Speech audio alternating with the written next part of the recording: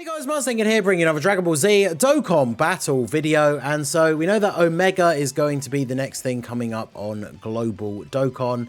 There's been a few signs that have pointed towards this, right? Like the time slot for mid-January has pretty much been, for the last 2 years in a row at least, the sort of landing place of a Part 2 LR from a previous celebration on JP that then got displaced by how weird the global schedule is in November, right? So we had the LR Full Power Super Saiyan 4 Goku, who was the Tanabata LR on JP. He came out at the beginning of November on Global, and then of course we moved into Heroes, and then after Heroes we had the release of the same time Android 21 going into the Christmas LR of the Super Saiyans. So as we look at the celebration stuff for this Goku, basically got all of this stuff, right, that released with him on JP at the same time as part of the mini celebration on Global before Heroes came along, including like the Beerus EZA. JP had gotten the God Goku EZA, which of course came to Global originally first. We got the EZA for the Great Ape Vegeta. But of course on JP, Part 2 of the Tanabata had a Part 2, right? And the Part 2 of that celebration was Omega Shenron. So now we should be getting all of this content that was Part 2 of the Tanabata now to ride us through to the end of January, and then I would expect the next Dokkan Fest, which should be the INT Tournament of Power Androids unless they change things around, to be the next release at the beginning of February. So we're just going to take a look down through the list here. We're going to go through all the stuff that we should be expecting to see in this celebration, which I believe is going to be starting on Wednesday, or Wednesday morning for me in the UK, late Tuesday evening. I'll double check. I'm recording this beforehand, so I'll double check the time exactly if we know, because we haven't had the data download yet at the time of recording this, right? So I'll make sure if that time does change slightly, I'll leave a pinned comment or something. But yeah, we're going to just go through all the bits that should be releasing on Global within the next week or so. So of course, LR Shenron is the main event, right? LR Omega Shenron. He is a Carnival LR. He leads GT bosses for 200%. Now, this guy, it's kind of like a meme, right? He was a big meme for, you know, Omega Shenron or Kid Goku. You know, Kid Goku. Omega Shenron and Kid Buu were the two big, like, you know, LR When memes, right, in the Dokkan community. And then we finally got an LR Omega Shenron, and he was a very disappointing release overall. Now, the reason for that is not because of him. If we look at his kit, he has an entrance animation. He changes rainbow, he changes orbs to rainbow for 7 turns. He debuffs the enemy with his passive, gets a decent bit of ki and attack and defense at the start of turn. Then he builds up attack with each attack he performs, and then he gets an additional ki and damage reduction of 5% per GT boss's ally on the team. So if you include him on a full GT boss's team, there'd be 7 characters, so he'll be getting 35% damage reduction. Then he gets an additional damage reduction of 7% per rainbow ki sphere obtained. Now, obviously, with someone that creates rainbow orbs, that means it's fairly often you might be able to pick up 3 or even 4 of these orbs, right? But even if you only pick up 3, that's 21. That's giving him a total of 56% damage reduction, which is pretty good. He does raise defense on his 12 ki, as well as greatly raising defense on his 18 ki. So he can be very, very strong defensively, as well as the orb changing being super useful for everyone else on the team. If HP is 50% or less at the start of his attacking turn, he revives with 70% HP recovered when he or anyone else in the team is KO'd. So that's pretty good, right? The better type of revive, where it's not just him. And it's if you're at half health at the start of the turn, you revive with 70% HP, and then attacks effective against all types, launches a guaranteed additional super starting from the turn in which his revive is activated. Now, unfortunately, he did release after 23rd World Tournament Goku, and yet has the sort of older version of this gets buffs after revive. It has to be him that revives. So if you're running double LR Omega Shenron, the other one can't revive, which means the other one will never get those extra buffs, which is a little bit disappointing, but obviously the one who does get it can be very, very powerful. He also has an active skill, greatly raise attack temporarily, does ultimate damage, lowers attack and defense by 30% for 1 turn, and disables an enemy action, so very good active skill. No guaranteed crit though, sadly, but definitely very strong. And it can be used from turn 3 if the enemy is attack or defense down, or turn 6, which is going to be a lot of the tougher fights, right, that can't be you know, given status effects. He has decent links. I mean, they're typical Omega Shenron links, right? Big Bad Bosses, Fear and Faith, Fierce Battle, Brutal Beatdown, outside of like a GT team. And then obviously 4 GT bosses. He has GT, he has Shadow Dragons. Now, the biggest issue with him is, of course, GT bosses. He has to be run with them to get extra damage reduction. But that team is just awful. Now, it doesn't necessarily mean it's the only team you can run him on, but if you want to be getting his links, you want to be getting that extra damage reduction, that is going to help him significantly. Because let's say you have him and one other Shadow Dragon to link him up with on a different team. That means he's only getting 10% damage reduction from his passive, and then even if you are picking up like 3 Rainbow Orbs, that means he has 31% damage reduction. That's still pretty good, but it means if he gets blasted by a super attack from some of these tougher bosses, then obviously he is going to die. So he is not completely unusable, but he's just a different unit when he's on GT bosses, and GT bosses is a bad team. So it is what it is. Of course, as a content creator, I'll be summoning for him. I'll probably just get the 1 copy and dip. We'll see. Now, this is the banner, at least how it looked on JP. Now, I'm going to do a video going into a bit more detail about this because I do think that there are some changes that we could see, but the banner is not very good as it was on JP, right? Carnival Goku's been back a couple of times recently for Global. He was the only other Carnival LR featured on the Super Saiyans banner for us. The future Gohan and Trunks, pretty outdated now till they get their EZA. Nova and Ice, like these guys, none of these guys are pretty good, right? None of these guys are any good, really, apart from...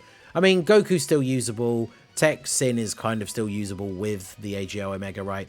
And then, of course, the banner's going to have other LRs in it. It should be a double rates banner. So, obviously, it can be pretty good for pulling LRs. And for Global, because it's coming out after their release, it should have the LR... actually, no, it won't have the LR Super Saiyans in it, will it? Because even though they're Carnival LRs, they have to be featured to actually be on the banner. So that's a little bit disappointing.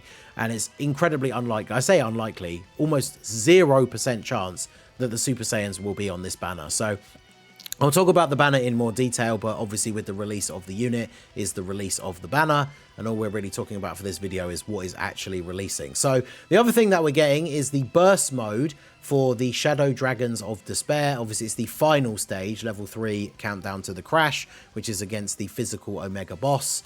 I think it does have, yeah, it has the burst mode stuff down here. So all the conditions are what we would expect, but we have Majin Buu Saga or Mastered Evolution are the teams to get it done. And then Tech or Int is the one that's going to give you the most points. So if you want to go for the high score, it's going to be a Tech or Int team for the most part. Definitely easy enough to do to build some decent teams. Of course, as always with this stuff, I will do a video for both of these teams getting the full 6,000 points, because it is the 6,000 is the top score you need to get to in order to get all of the rewards. So this one should be pretty interesting. You fight Omega, who starts off as Sin, physical into AGL, into STR, and then physical at the end. But the STR and physical can't be stunned or sealed and can rotation lock you, which is super annoying because obviously one of the things for burst mode is an option to actually have the ability for the enemy to lock you. I wonder actually if you put this on, it then happens more often, right? Because he's doing it and then the chain battle thing is doing it. Not chain battle, burst mode. That could be super annoying. But yeah, it should be an interesting event. We'll get this done. Always worth, you know, burst mode can always be a bit of fun. And you do get some decent rewards out of the missions. Then, of course, the big thing that's coming to Global, the thing that people really have been waiting for, the release of Omega Shenron, not because of the unit, but because of what's going to come with him primarily, and that is the level 8 of the Shadow Dragons event, Omega Shenron, who becomes one of the new hardest bosses in the game. So we fight the tech phase first of all. It's Omega all the way through. We fight the tech phase, can't be stunned, can't be sealed. He can stun you with his super attack. He can seal you with his super attack. He has a 7% chance to dodge. He disables our dodge, although this is, I believe, is it only for the first? Yes, only for the first phase. So you can't dodge against Tech Omega, but you can dodge later on. And then he has not damage received from non-int types by 40%. So basically anything that's not int is already doing extra, like, less damage to him, which is kind of crazy. Then we go on to the STR. Again, can't be stunned or sealed, can't be attack lowered, can't be defense lowered. Obviously, you can see the first one can. He can do an AoE attack, and he also can heal. But he's basically the same sort of blueprint as the stage before, just with all the numbers kind of turned up. And of course, the STR phase can heal, which the second phase against Sin could not. And then the final stage can't be stunned, sealed, attack lowered, or defense lowered. He defense lowers with his super, just like the physical Sin. And then he has the AoEs as well. So he doesn't have the heal, but he has the harder hitting AoEs. And he is int. So basically it's like the reverse typings of these guys, right? Every typing that, funnily enough, every typing that Omega is in the last stage is at type disadvantage to every stage that he was before.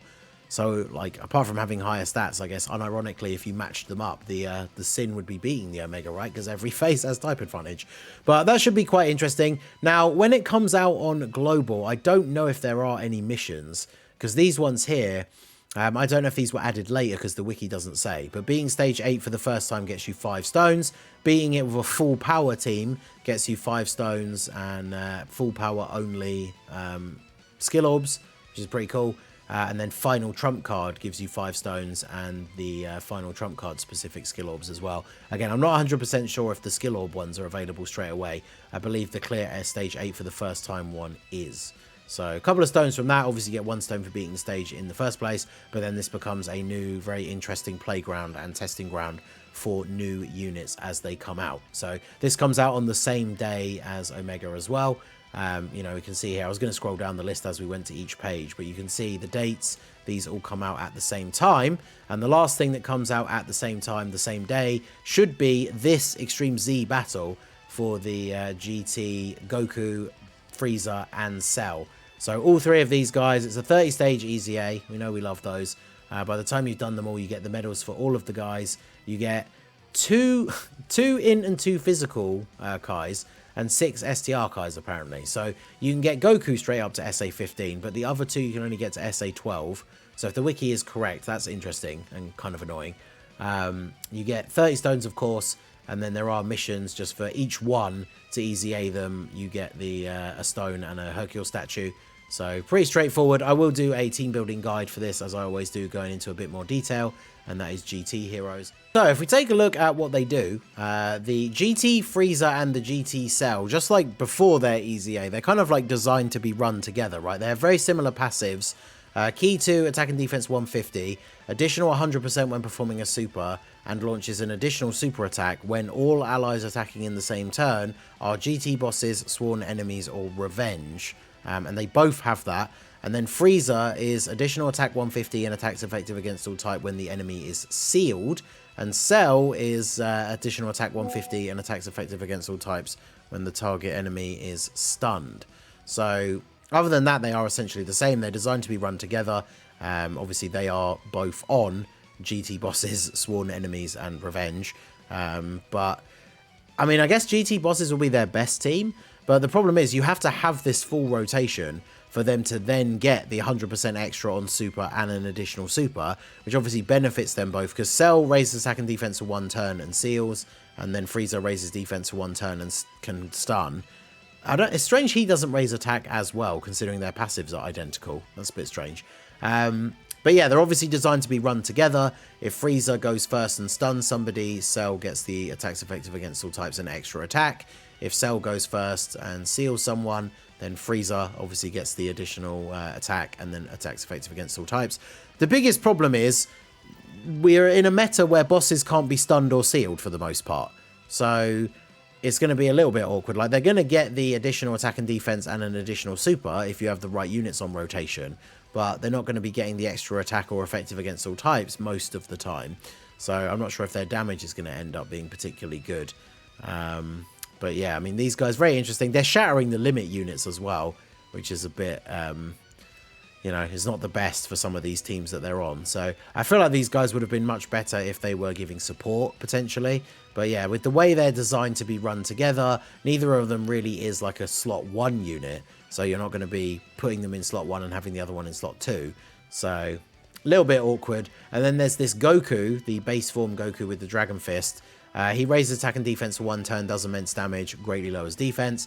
He has attack and defense 100%, 180% attack and 80% defense when performing a super. High chance to crit, so just has 50% chance to crit built in. Guards all attacks from 3 turns from the start of turn. That's pretty good. Key 3, attacks guaranteed to hit when facing one enemy, and if the enemy is a GT bosses category enemy, he gets plus 50% chance to crit and high chance of attack 50%. So the way that would read, right, is he gets guaranteed crits against GT bosses, and then has a high chance of getting attack 50%, which is strange that sometimes he'll get that, sometimes he won't, but he should get crits all the time, right, because he has 50% chance to crit and then plus 50% against GT bosses. So the problem, of course, we don't have a ton of relevant GT bosses enemies. You know, we've got the GT bosses red zone, which is a bit older. Of course, you know, as we've already said, Omega brings the new Omega stage. So you could use this guy in there. None of the phases are AGL, but I'm not sure if he's going to be like the go-to guy, right? At least he is a fierce battle unit. He does have all in the family. I mean, we'll try him out like once we've done his EZA, and we'll try him out against Omega. But he definitely seems considerably better than the Cell and the Frieza, who are not particularly, you know, anything special, I don't think. But, you know, at the end of the day, a free 33 stones, right, for 30 for beating the EZA and 1 of each if you do have them, for fully EZAing them. I mean, for the Frieza and the Cell, I wouldn't blame people if you just EZA'd these guys and didn't even, like, you know, use the Kais to get them to SA 15, just, you know, to get the missions done. But Goku seems like he could be pretty good. And then the other big thing that people really want to see, which released with Omega, not on the same day, you can see here it came out 5 days later. So, of course, you know, if Omega is coming out on Wednesday, then we're not going to be seeing this until the beginning of the next week, right? Monday the 22nd, potentially. Or late Sunday evening if you're in the US, right, depending on when they decide to release it. But then that is going to be the Extreme Z battle for the LR Baby, which being an LR is only a 10-stage EZA, which is considerably better. You get the 30 stones, and then there's a mission for beating stage 7, which gives you the 3 stones, so that you get 33 in total. And then LR Baby, definitely one of the yellow coin LRs that got a decent EZA. You know, I don't know how he stacks up with, considering we've seen, you know, the craziness that is LR Super Saiyan 3 Goku, but he seems pretty good. He greatly raises defense on both supers, which is nice. Gets decent start of turn stats and key. The biggest problem with him has always been, and I guess will always be, he gets a lot of buffs against Pure Saiyans or hybrids, and if you're somehow in an event where you're fighting one of each at the same time, he gets both, but there's just not that many events where we do that. And then he gets extra attack and defense and chance to crit if his HP is 40% or more when performing a super, which is good because even if you start on low HP but you heal with like orbs or something like that, he still gets that buff. Additional defense 150 and high chance to dodge if HP is 40% or less when performing a super. So if someone else in the turn gets hit with a big attack, he will then, after he's attacked, have the chance to dodge, which is kind of good, right? Get a little bit of extra defensive capability if you're suddenly mid-turn finding yourself in a bit of danger. And then, of course, he can become a giant ape when HP is 40% or less. And then the transformed version with the EZA greatly raises attack and does destructive damage on the 12 key, massively raises and does destructive damage on the 18 key, gets additional 2 key per orb obtained, so it makes it a lot easier to get those supers because, of course, giant apes only start with 6 key for the start of the turn, and he has a built-in 50% chance to crit, so that's pretty good. So yeah, Baby is pretty solid, but yeah, his EZA comes out a few days after the Omega Shenron. So going back here, we should see on the day of Omega's release, the Carnival banner with Omega himself, the burst mode for the Shadow Dragons event, or at least the Shadow Dragons Dokkan Fest, obviously. Then what we would call the Shadow Dragons event, Birth of the Shadow Dragons, gets the Omega stage, 30 stage EZA for Goku, Frieza, and Cell, and then 5 days later, the EZA for LR Baby. So let me know what you guys think down below in the comment section. Are you excited for Omega? Are you excited to just get the stage so you can test it out with some units? Are you waiting for Baby's EZA to come in a few days' time? Let me know all your thoughts down below in the comment section. So that is going to be it for the video, guys. This has been the Masked Ningen. Smash that like button, subscribe to the channel if you are new. Check out the links down below for the Discord and the merch store, and I will see you all again soon. Have a good one.